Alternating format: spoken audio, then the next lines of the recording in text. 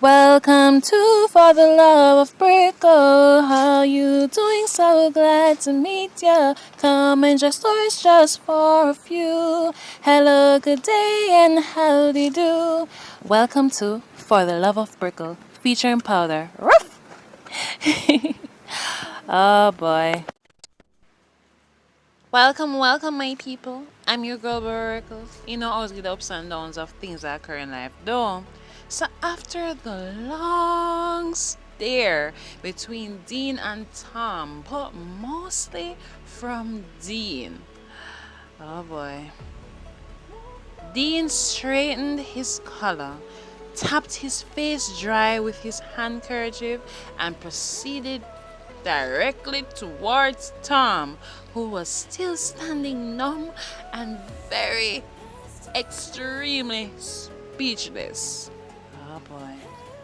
Then Dean pulled open the gate, screech, and was now standing beside Tom, observing the spliff Tom rubbed out on the ground, and then has his eyes fixed on Tom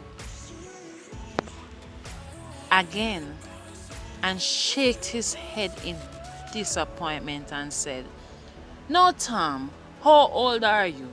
How old are you, man?"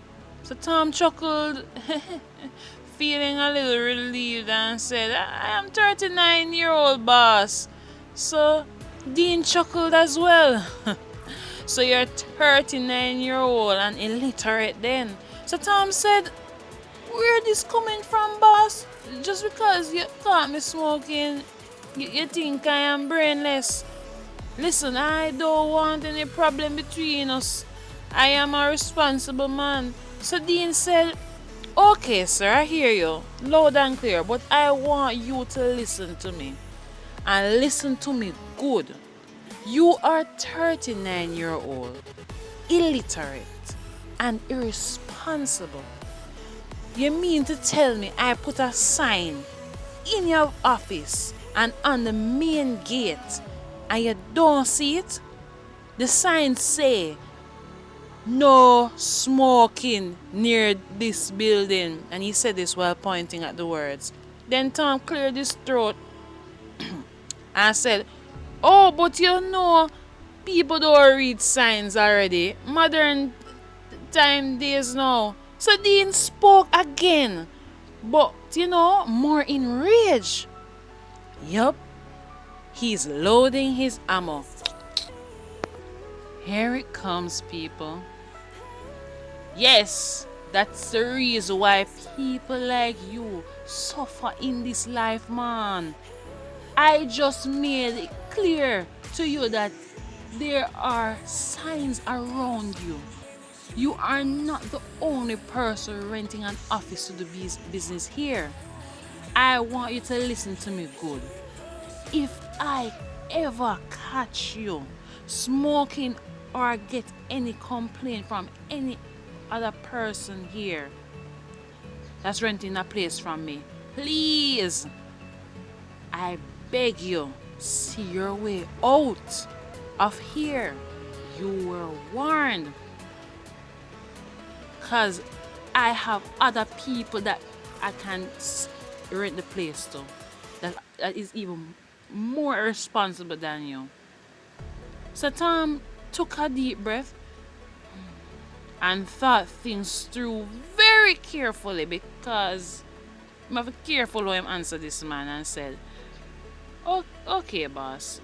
This won't happen again." And then straightened his collar, looked at Tom scornfully, and walked through without saying another word in English, leaving Tom in a little fear, confusion, but a little relief, because he wasn't getting evicted out of his place of rent. Not today, that is. While the man he hired was busy painting.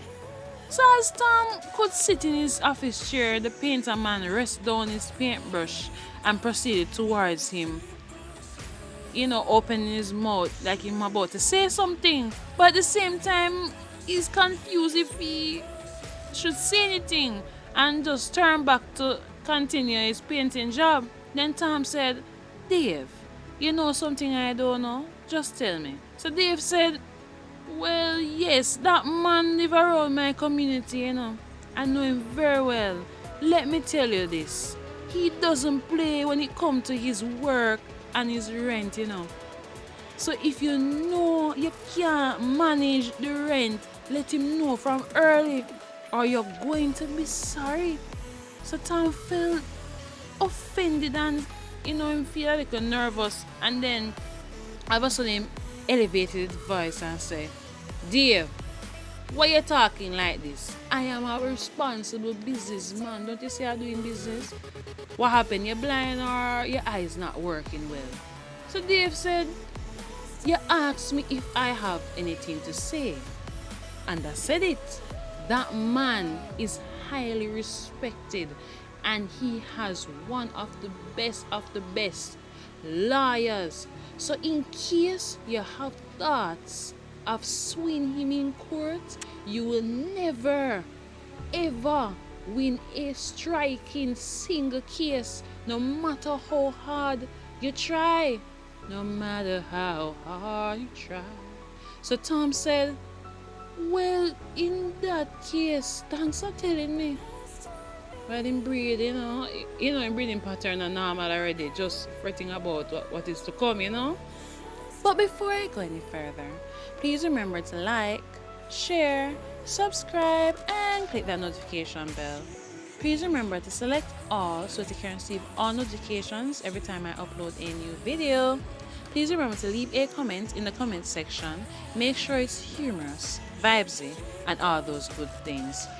So the day come for Tom workers to, come into work, and when they entered the workplace, they were all in awe as to how spick and span the workplace was, and knew that the man who actually owned the place knows quality. So Tom's supervisor, Christine, said, well, as much as you say that man is miserable, he definitely knows quality.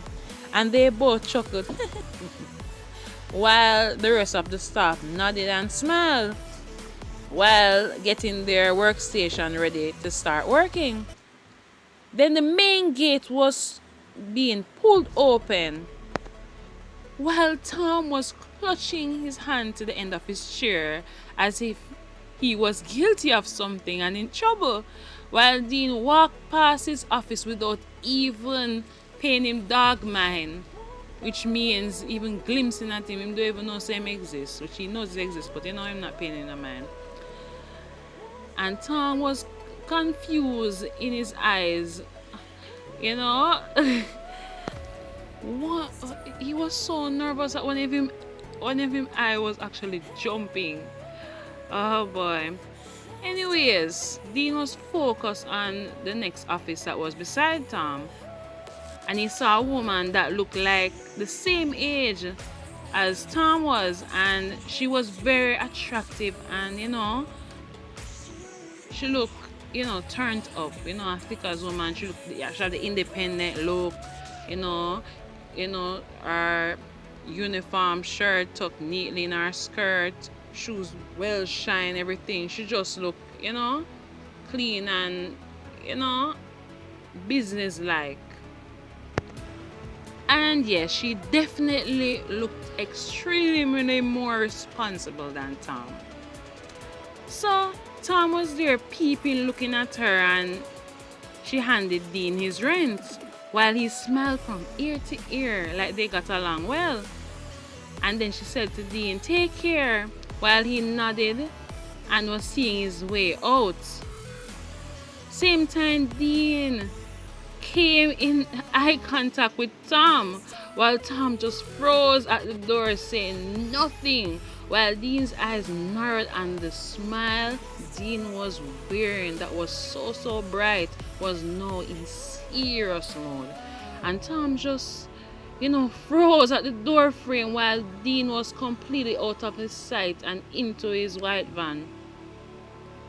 Then he slowly made his way to his office chair and took a look at his mini calendar, and it said June 4th.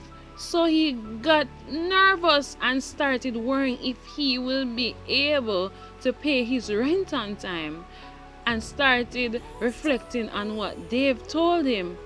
Then he started thinking too highly of himself, you know, and he said to himself, "Sure, man, I got this." Until the day of rent came, July 2nd, and Tom was busy most of his day fudging up what type of lie he was going to tell Dean when he gets there. So the way how nervousness took over him, he was literally shaking and he was literally sweating in his AC office, and tried to remain calm and made his way over to the woman he saw the other day paying Dean. As soon as he buzzed the door, the lady came out and said, "Hey sir, how may I help you?" And then as soon as Tom nervously tried to get his words out, Tom heard the sound of the main gate opening. Screech! His heart sank. His breathing pattern was no longer normal. He was now breathing short as if he had shorter breath. While the lady just stared at him while waiting on Tom to actually respond to her. Instead, he just stood still, saying nothing, while the woman just quickly, picked up the rate, of what was definitely going on, and she definitely knew he was in trouble, but took her time and made her way back in her office.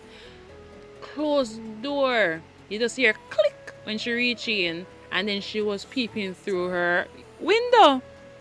People, stay tuned for part 3 and find out if Dean actually got his rent money from that very, very nervous Tom. I'm your girl Brickle, always giving you the ups and downs of things that occur in life. Please remember to like, share, subscribe, and click the notification bell. Please remember to select all so that you can receive all notifications every time I upload a new video. Please remember to leave a comment in the comment section. Make sure it's humorous, vibesy, and all those good things. Ah, boy. I hope you all enjoyed yourselves. Love you all. Peace.